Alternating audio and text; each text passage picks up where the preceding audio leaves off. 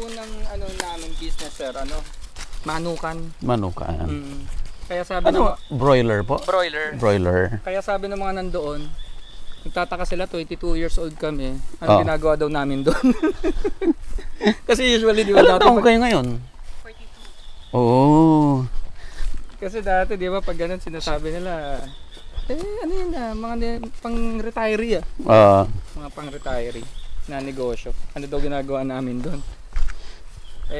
Parang noong time na yon, father niya nagmamanukan.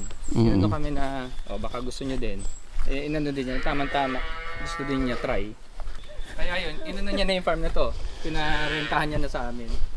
Kasi ang farm namin before wala dito sa Baras. Sa Baras? Yung manukan namin nire-rentahan. Oo. Rent lang naman sir. Hanggang ngayon, nagre-rent pa rin kami. Kahit saan? Kahit kanino? Paano ba?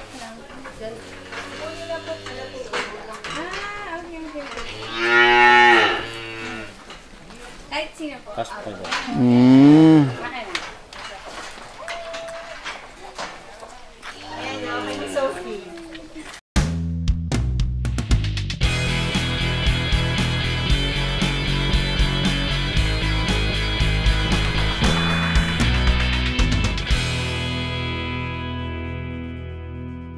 Available na po ang agribusiness merch sa Shopee. Ang link nasa description box.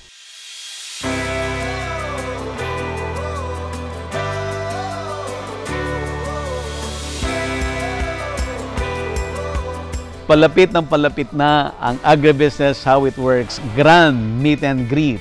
August 18, 2024 sa Gazebo Royal sa Quezon City. Makakasama natin ang mga special guest speakers. Ronald Mascareñas, former president ng Chooks to Go. Guido Bagsik ng Gid Bagsik Rice Mill. William Q. Lim ng Mega Sardines. Jomar Hizon ng Pampangas Best. At syempre, ako po, Buddy Gansenya para sa Agribusiness How It Works. We would like to thank our major sponsors. Crispy King, Sarap, Busog, Budget, Sold Na, Amo, ako'y magsasakang organiko. Itaas ang ani, ibaba ang gastos. We would also like to thank Don Benito's Cassava Cake, ang pambansang kasaba. Abangan pa po ang ating mga susunod mga sponsors.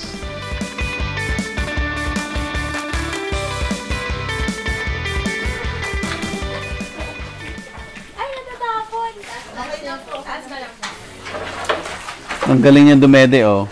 Naiingit siya.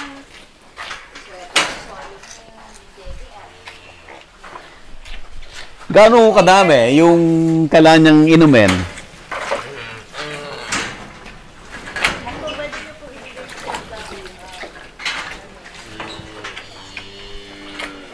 Wala, inubos na niya.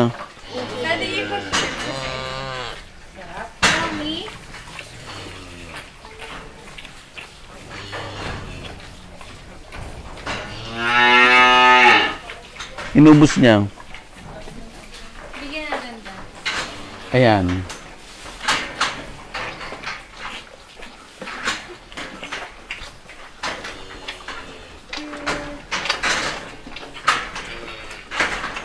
Busog.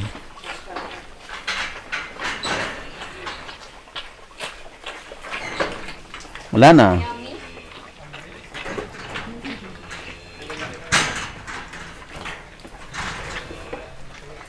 Ay, meron pa. O, sige. Hindi, share mo ba sa'yo? Tapos na.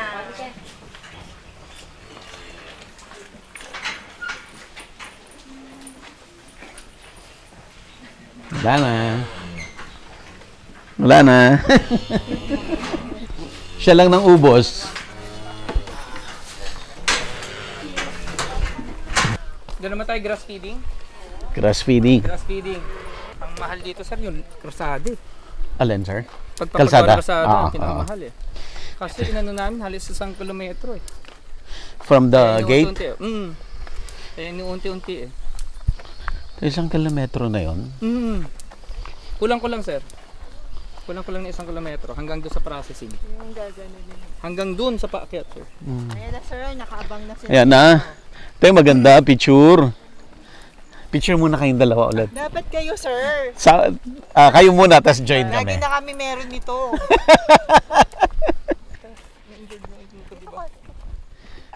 Kaya mo yan. Bata ka pa. Ika nga amin. Pwede na. Pwede na. Saan una yan? Sa Dito po dulo? sa stock pump, pinaka-stock. Medyo may konting tinik eh. Pag ginab na po nila, bitawan na lang po. Bitawan na. Opo. Tapos under ng fence lang po. Under ng fence. So sa baba. Yan siya yung natural na meron na siyang legumes na kasama. Okay. So sama-sama na siya, sir. Sama-sama siya. Hindi siya tatanggalin.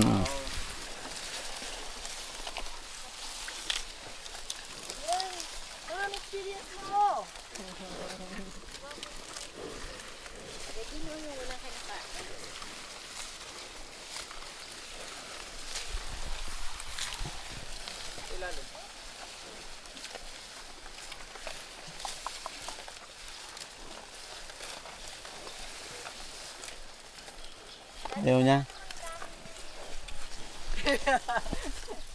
Kinakain nung isa eh. Wala, Mac. Wow. Professional. Ganda.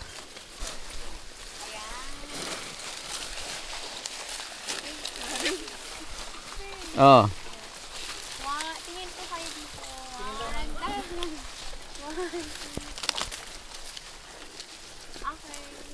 Okay. Ganda. Ang nipis yung naon mo na. Sir, oo, sir.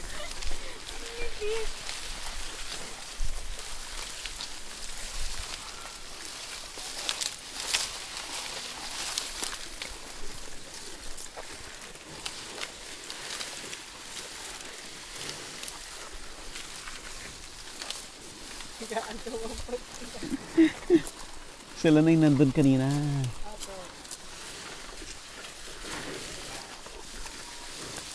Ano lang yan, sir? Pagkatawagin mo, palakpak lang.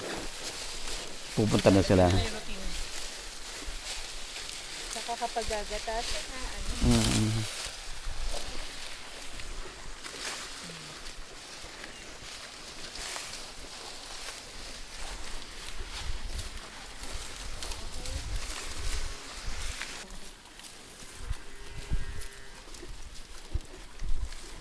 Ano, bagong experience. Pero buntis ganyan, buntis mo, no?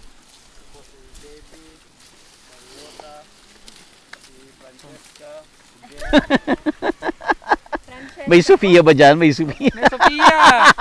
Sophia, wala. Wala ba? Pangalan ng panganay ko, Francesca. Kaya natawa ka pa. Kaya nahanap ko kung may Sofia. Makita ko yung Francesca. Asan? Siya si Francesca. Thank you, Mac.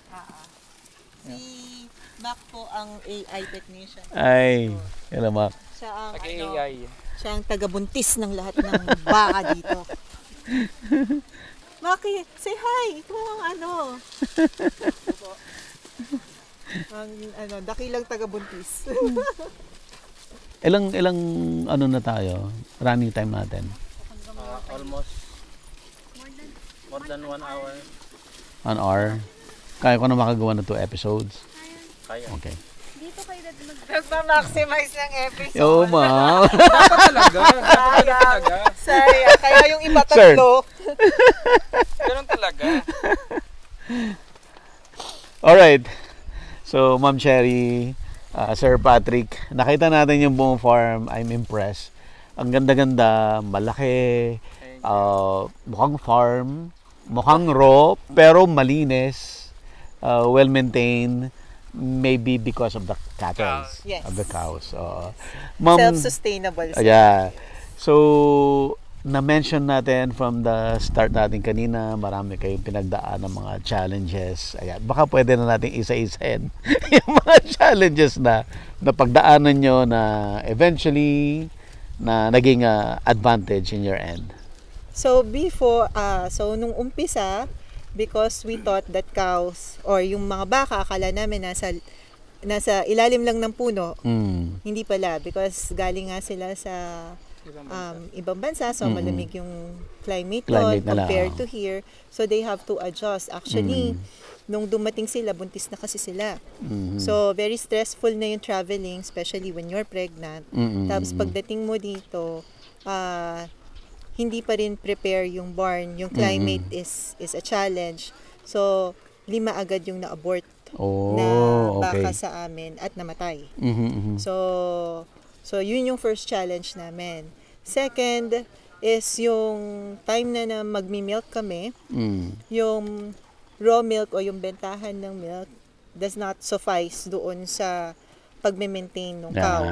Especially, hindi pa ganun siya katanggap because nga, nasabi ko nga kanina na mas sanay yung Pilipino sa powdered milk. When we harvested the milk, challenge na agad kasi nga bumababa or nadideteriorate yung quality ng milk. So, kailangan bumili ka ng ganitong aparatos, may chilling machine ka, meron kang ganito, ganyan. Tapos, ayun nga, kapag ibebenta mo na yung raw milk mo, ang bentahan lang ay nasa parte ng Laguna in Batangas. Which they will grade, depende dun sa quality ng milk mo, na nakapila kami doon. So, by the time na na-transport na namin yung milk namin, tapos sa init ng araw, dahil hindi pa kami ready for a chiller van by that time, especially maliit pa yung yield namin, yung volume namin, hindi, kumbaga, yung pagpunta namin doon, hindi suffice para doon sa tapos nasisiraan ka pa. So, dahil dun sa mga challenges na yon, napilitan din kaming na magkaroon ng sarili naming brand. Kaya yun yung naging parang blessing in disguise, kumbaga. So, nagkaroon kami ng sariling brand, inayos namin yon, nag-value adding kami para, kasi ang bentahan ng milk noon is very poor. So, if you are going to have your own brand and mapupunta na ng business to consumer or B2C, mas makakabigay kami ng premium value or price. So, ayun nga yung ginawa namin, pero at the same time din, challenge pa rin yung shelf life namin kasi nga 1 week. So, kailangan ma-dispose na namin yung milk na yon by 1 week time. Hindi rin naman kami hindi rin namin ma-maximize before kasi may offer kami with SM, with 7-Eleven because they really like our milk because it's really makikita mo yung difference because it's really fatty. So, sa kasi sunog na or... If you open the bottle, merong parang fat siya sa ibabaw, sir. Akala nyo iba, panis na yon. And yun yung pinaka-fat content niya na pwede mong gawing butter or cheese. Or cheese. So, yun yung difference ng talagang sariwang gatas, yung sariwa na ha-harvest natin. So, gusto nila. Kaso lang, may volume na kailangang i-meet. Kapag hindi mo na-meet yung volume, may penalty. So, ang hirap din nung lagay namin. Sabi niya, ma'am, hindi po kasi kami pwede na basta magdadagdag lang ng makinarya o order ng raw materials, ipoproseso namin, mabibigay namin sa'yo. Ito lang po ito yung baka, kung ano po yung binigay niya or yun yung na-harvest. Tapos, yun na. At the same time, meron ding, kumbaga, mas maraming milk in this months na nagkakaanak pa lang nila hanggang nagfa-fluctuate na yung volume or yung na-harvest nating milk sa kanya because this is the time na also na magbubuntis na naman sila or pa-dry off na. So, yun, yung cycle na yun, kailangan matimingan mo din para yung market volume mo, ma-meet mo. So, kaya kailangan din namin ng AI technician dito para we can make sure na maano natin yung calendar. Kasi ang mahirap is yung, kumbaga, kailangang spatan mo kung kailan sila naglalandi. Para yung AI natin, ma-shoot. Mag-work. Oo, tapos. Pero kung hindi naman, so another na naman. So, dapat ang efficiency natin is 1 year, buntis na sila ulit. Pero kapag nalagpasan ka, so maghihintay ka na naman kung kailan sila maglalandi. Kaya kailangan magaling din yung spotter natin. Ayan, so meron na tayong binababaan ng milk pero hindi pa lahat kasi hindi tayo makapag-store because 1 week time nga yung shelf life lang nung gatas natin. So, kaya tayo nag-develop din ng another product like yogurt, kefir, and now we have developed yung gelato ice cream natin to make into milkshake. So, again, ayan naman yung naging business na natin into bringing it to the to the end consumer talaga with the mall, with the SM, ang naging partner natin dyan. As I said, we are available in Mega Mall, in Grand Central, and SM Bacoor. Nasa Lazada and Shopee din po tayo. So, tapos, ito din during the pandemic because everything is close. So, inopen naman po natin yung farm natin into agritourism. So, hindi man tayo nakaka-direct na or the restaurant that we're supplying nagsara, doon naman po tayo pumasok sa agritourism. Yung agritourism po, nanganak na rin po yan na meron po tayong Airbnb, merong educational tour, may photo shoot na rin po dito. Nagkaroon na rin po tayo ng events para po doon sa outdoor fields, yung mga rustic vibe, yan. Ang na-offer naman po. So, because of also the need and the challenges that arises, kinailangan po namin to innovate what products, what services we can offer dito sa farm natin para naman ma-share din namin yung ganda ng New Zealand farm feels namin dito sa Mulk Farm. At the same time, yung advocacy po din namin na hindi isnabin yung agriculture business. It's very rewarding at the same time nakakatulong po tayo doon sa mga tao or sa mga farmers na nakakasalamuha and creating jobs as well. Tapos ma-educate din po with the kids, with the visitors coming over ng sustainable practices, ng organic ways, that it is viable and it is worth pursuing. Ma'am sir, yung time na nag-start kayo tapos sunod-sunod yung mga challenges, 'di ba? Paano nyo kinope yun at bakit hindi kayo nag-give up? Alam mo sir, sa totoo lang marami ng time na muntik na kaming mag-give up. But God is so good na everything. Syempre pinagpe-pray po namin yan. Kung ito po ba yung dapat na i-pursue namin, para sa amin po ba ito? Kasi nga ang daming challenges na hindi kami din sanay. Pero at the same time, merong tumutulong na mga tao, na mga grupo, katulad po ng government assistance na nung una.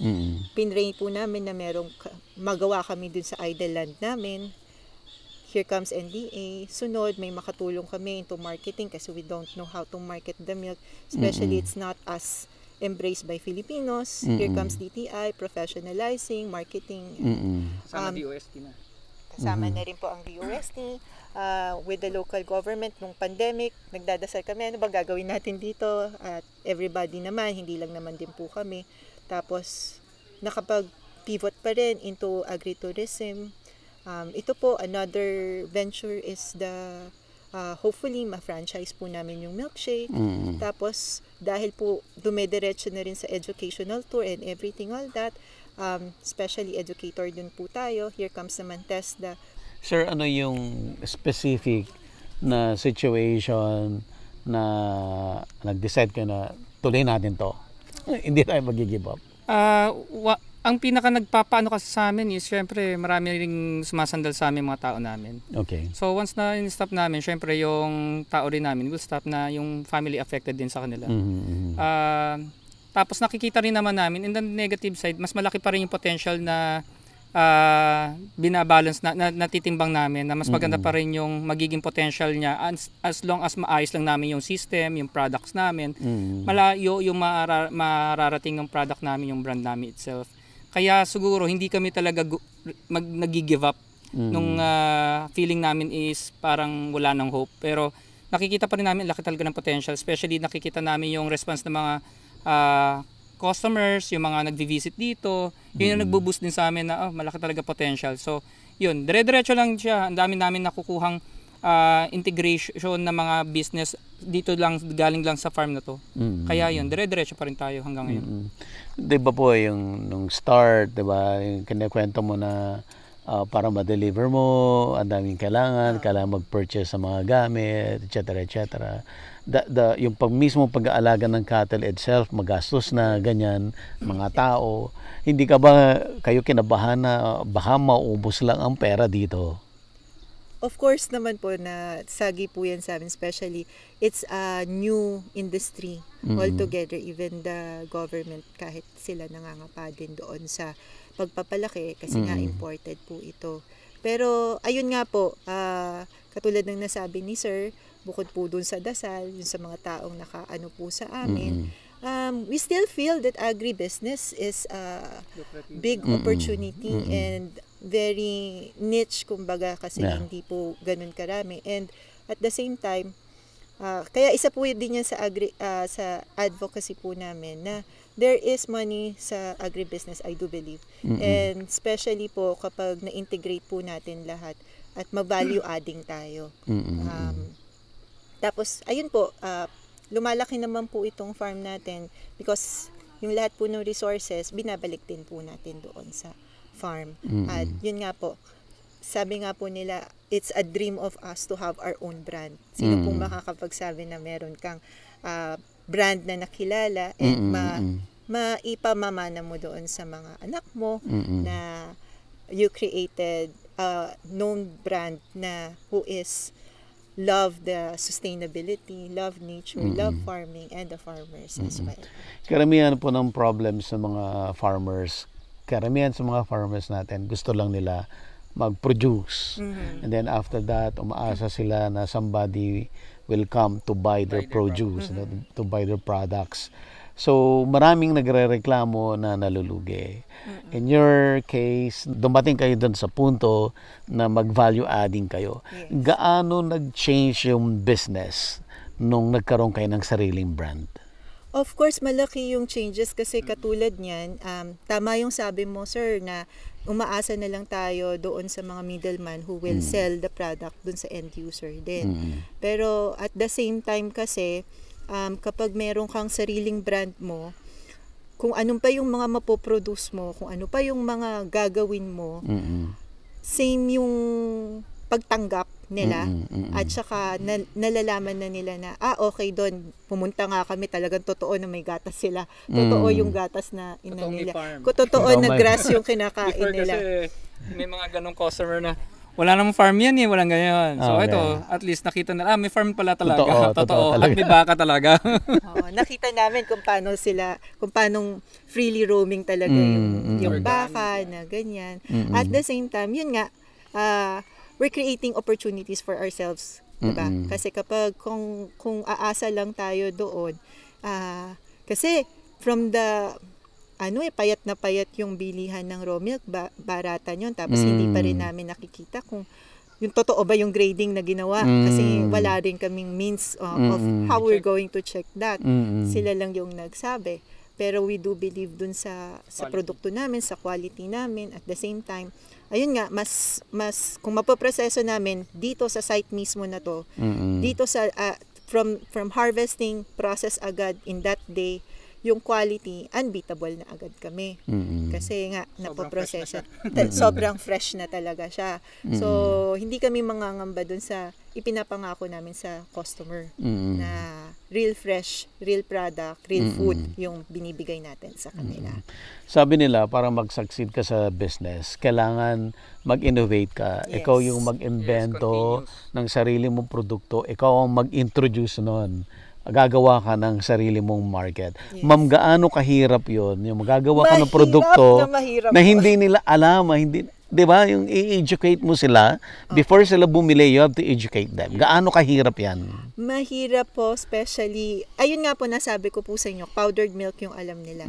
It's only the class AB ang talagang nakaka-embrace or nakaka-appreciate ng milk natin. Pero with continuous po yung marketing natin, ito pong agritourism nakakatulong din in how to educate the clientele and also yung mga staff natin, kung ano yung knowledge na alam natin, pinapass through natin sa staff natin. staff. Oo, para malaman nila. May kwento nila. May kwento nila. Mm. Yung ano ba nandito sa farm natin, paano ba kinukuha yung gatas, ano ba yung quality, paano ba dine-develop. Sinishare natin lahat yun sa staff nila, natin. Para alam nila kung paano i-educate yung mga customer na ang daming question ang daming lalabas dyan na question na totoo bang ganyan. So dapat marunong silang sumagot. From there pa lang, parang sila yung natin frontliner natin. So sila yung magsasabi ng kung ano yung tama sa mali na pagkakaintindi ng mga customers sa atin. Tsaka sir, continuous po yung exposure talaga. Continuous. Kaya po katulad nito, this is a good exposure for the farm, for the product also, na nakikita po ninyo talaga na meron po talaga tayong farm at the same time on how everything is working with nature. Hindi po tayo nakakasira ng environment. Bagkus po, ito po ay mas nakakatulong nga po. Kasi from their own dang nga po. Tapos, ayun po, kaya po malaki po yung pasasalamat din namin dun sa mga taong tumutulong sa amin, especially our DTI Rizal family, yung pong mga exposure namin with NDA, with sa SM din. Kasi po continuous yung support. Continuous po talaga dapat yung exposure kasi pag makakalimutan mas po kasi yung nakasanayan na. So, may specific marketing strategies ba kayo para mapalaki yung business, sir? Monthly naman meron tayong mga mancom so may nakikita natin yung how yung mga customers natin, mga clients natin na nagre-react do sa ating so may mga nag-handle tayo ng social media natin ng sarili. Plus yung sa mga SM, sa mga malls mismo, meron ding sarili silang marketing din. So nakakatulong din. Especially tapos meron pa rin tayong own Facebook page na para makatulong sa atin. So nandun lahat tayo sa lahat ng social media. We have TikTok, meron tayong Facebook, Instagram, halos lahat naman nandun din tayo. Ano yung sabihin natin, best advice to our audience, especially yung mga farm owners, agribusiness owners, no? Ano yung kailan na magkaroon sila? Siguro yung hindi mapagod na pag-aralan yung negosyo nila and how to innovate. At the same time, yung action-driven.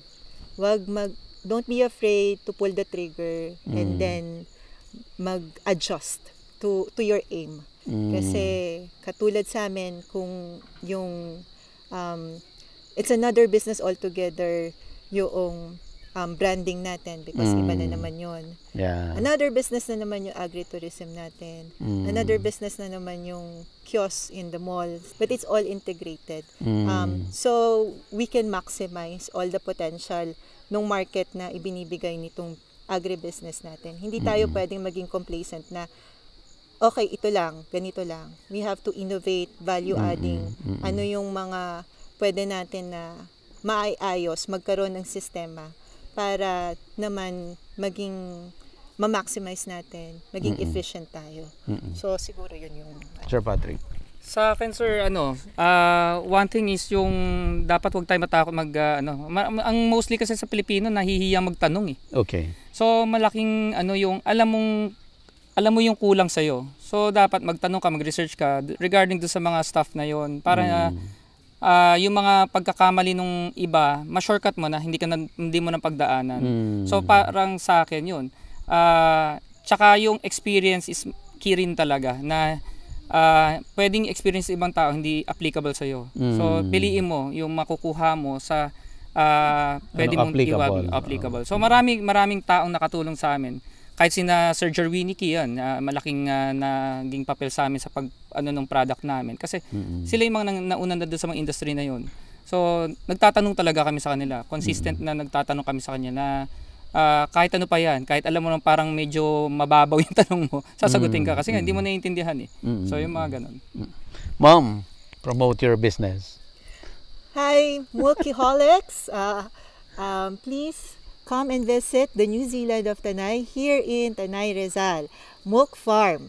Meron po kaming ATV, camping, Airbnb, educational tour, and whatever that you want to do, going back to basic and experience farm life. So this is a unique experience where you can feed the cows, ipadedehin nyo po yung mga baka, at the same time enjoy the organic and sustainable farming that you can see in the farm. At the same time, all our goods are now available in Lazada and Shopee, and you can come and visit and taste our premium milkshake in SM Mega Mall, SM Bacoor, and SM Grand Central. Milk it to have it! Ayan. Sir, social media accounts. Sino nakakalam? Facebook, Instagram, and TikTok, Milk Creamery, Milk Farm, and Milk Milkshake. Just search it. Lalabas naman Search siya. lang. Nalabas naman siya. Lalabas na siya. Searchable siya. Searchable siya. Okay. Kailangan po available dapat nandyan para madaling makita, diba po? Yan po yung mga itinuturo sa amin. Ano po kasi continuous learning pa rin po talaga kami kahit na, lalo na po, ngayon po digital na, it's a whole another animal talaga siya na hindi biro. So, Kailangan mag-aralan, yes. tapos, and time consuming, no? Yeah. Especially the Libre, customer. but it's time consuming. Yes, editing na lang. Sa editing At saka na lang po yun. yung customer service Content. with talking to each and everyone, ay yung client mo na isa-isa. Hindi lahat kasi yung iba nandun na, pero sasagutin mo pa rin. Mixed berry, strawberry, ano sir? Ube. Parang mas gusto ko ng mixed berry. Mixed berry. Berries, bata. Ay, isa lang ba yan? Isa-isang flavor sir eh. Banana peanut butter. Ayan ang ano sa mga bata ngayon. Sige. Try. Kakaiba siya.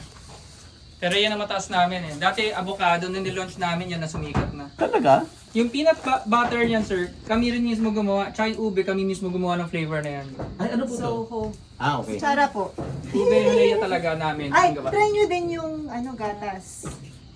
Yung ube tsaka peanut butter baka soon namin i-ano namin for export. Sir, Wala dito pa. ka. Parang naririnig ka sa audio. Good.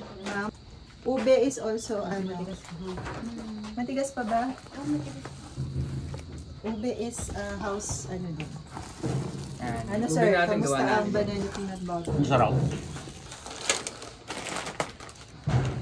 Tapos gusto mo ba yung gatas na gatas para matikman? Or chocolate? Chocolate ako. Alright.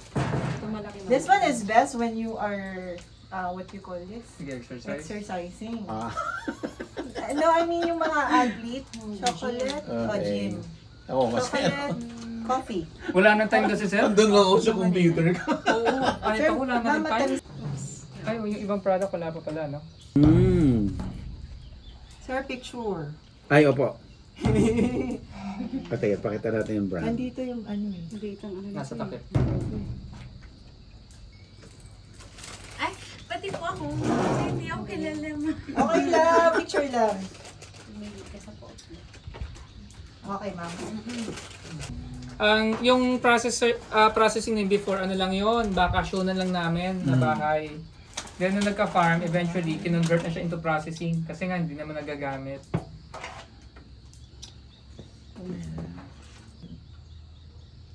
Wow. May mag-inom. Wait, ulit. May ka na. Baka akala carbonated no sir? Inom ulit, sir. Isa pa. Hindi ko na video eh. Sarap. Diba? Kasi lubusin na natin yung brand. Oo, sayang eh. Pag ready na kayo, i-feature natin yan. Yes! Yung for a franchise. Yes. From white na gelato, nilagyan mo ng fruit. Kung anong kulay ng fruit, labas talaga yun ang kulay niya. So makikita nyo talaga natural siya. Walang ibang halo. Walang food coloring, Wala. walang ano. Yun yung isang concept ng isang machine. Pero ang inaano Dapat yun namin, ang mga itanim nyo dito. meron yung mga tayo sir, gagamitin avocado. sa ice cream. Nagsisimula na kami sa Mangga, avocado. meron din dito. Mm. Yung ube, may tanim din po tayo. Kaya house Nice. ube.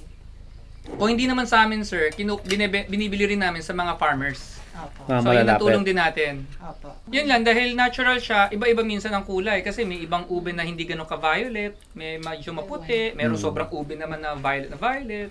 Minsan So, may kasi ganun. tinatanong nila, Natural na bakit natural. kumonti yung pagka-ube? Color lang. Color lang. Pero yung taste nandun. So, In fact, may ubi nga na white eh. Yes. Kaso iba kasi alam nila, pag ube dapat violet. Eh, Pero yung lasa, same. Ayoko Same. kasi Same. sanang ayokong maglagay ng artificial Artificial, color, ayaw or namin. anything, para Kung ano yung hinarvest, yun na yun. So natural na natural. Mag-connect kayo kay yung Visayas State U. Saan yun, sir? Visayas Visayas. State U, Leyte. Leyte? Bye-bye Leyte. Sila Pwede mo naman yun eh. sila ang may research ng ube. Oh. Meron silang 300 species of ube. So pwede kaming humingi ng Oo. pananim. Alam nila yung Magandang ano variation. yung specific na color na gusto mo, consistent. Yeah. Pwede kayong kumuha ng seedling sa kanila, yung paramihin nyo rito. Oy, okay yun ah. Leyte. Sa avocado, sir, baka may kilala kayo. Malakas namin, avocado. Sa mga sa fruits. Bakit may avocado na nasin? Ito ba? Hindi ko pa. Hindi ko pa. Wala na. Talaga. Maghanap ako. Ano kasi, yung avocado, madaming klase rin eh. Yes, yun nga, sir. Ang dami yung mga luma, yung mga native na Yun yun nga. ang masasarap. Yun nga. Kung makakuha kayo ng seed nun, yun ang itanim. Ang inaano nila, yung Davao pa rin. Davao may na- Pass, may Taiwan yung mahaba. Yung mahaba. Galing mo. Product. Alin? Inayos yung product para Pagkuha. aral na aral. Well, ano talaga eh. Basic kasi ako eh. Sa vlogging eh. Oo. Mag-iilo-ilo nga daw kami. Ilocos. Ilocos. Parehas na lang may ay. Isaya yun. Oo nga eh. Basta ay. Mas marami pa yung time na wala ako sa house kaysa nasa house. Totoo. At least, the whole family is all together.